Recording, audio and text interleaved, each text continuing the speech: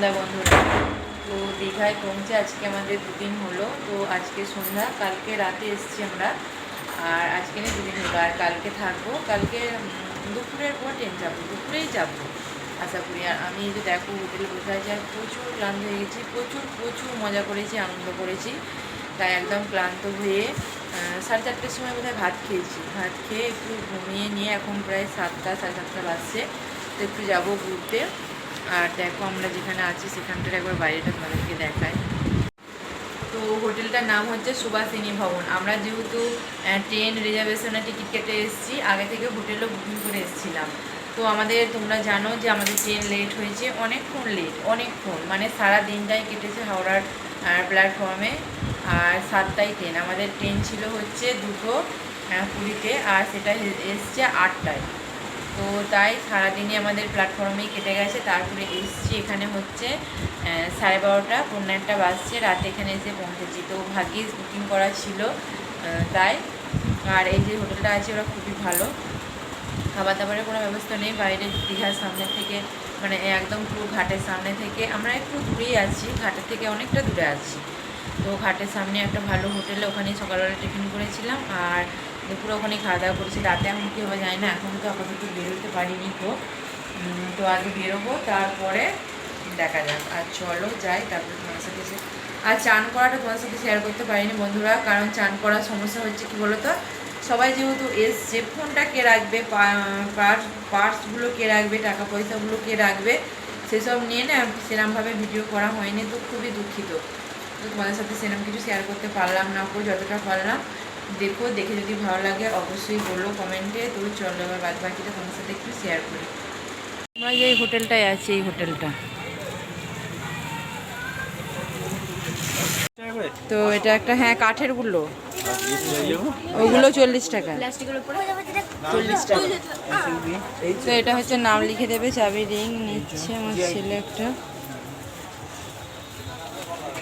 করে বৃষ্টি পড়ে যাচ্ছে, বৃষ্টি দেখতে পাচ্ছি।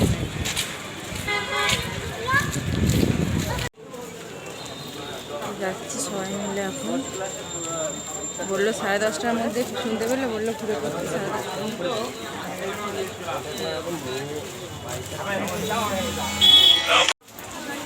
ভালো লাগছে।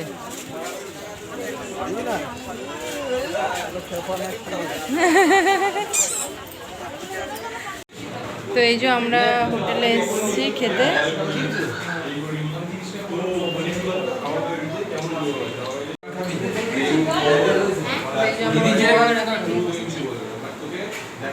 খাওয়া দাওয়া করে নিই। চুটকি, আমার ছেলের ওরা বিরিয়ানি খাবে, আর আমার বর আর রুটি খাবে, আমি আর ভাত খাবো চুটকির ভাত।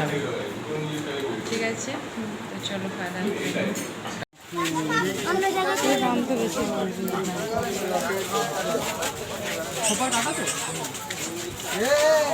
ওগুলো কি চকচক করছে? মাসাজার দেখবে, সেটা আবার কি দেখবে?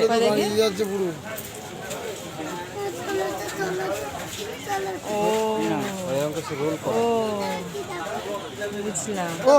এগুলো হাত দেয় না।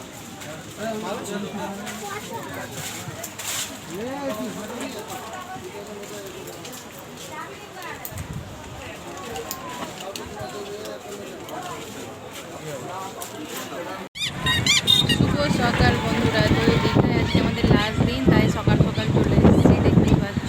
দীঘা তারে বসে আছি, তো এদিক ওদিক ঘুরতে গেলাম, ঘুরে এসে আলা হয়ে গেছি, বসে আছি। তো অনেকক্ষণ এসেছি, প্রায় আমরা 6টার সময় এসেছি, এখন 7:30 বাজে। তো একটু বসে আছি, সবাই বসে রেস্ট নিচ্ছি।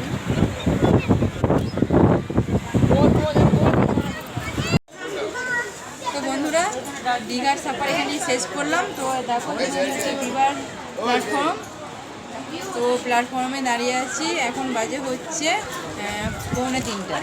তো যাবো, ট্রেন আসবে এক্ষুনি, খবর হয়ে গেছে। আর পেছনে দেখো আমার ঝাউবন, আমার নয়, তো দীঘার ঝাউবন স্টেশনে। আমি ওখানে দীঘায় খুঁজছিলাম, দীঘায় ঝাউবন দেখতে পাইনি, স্টেশনে ঝাউবন। তো চলো যা যাক।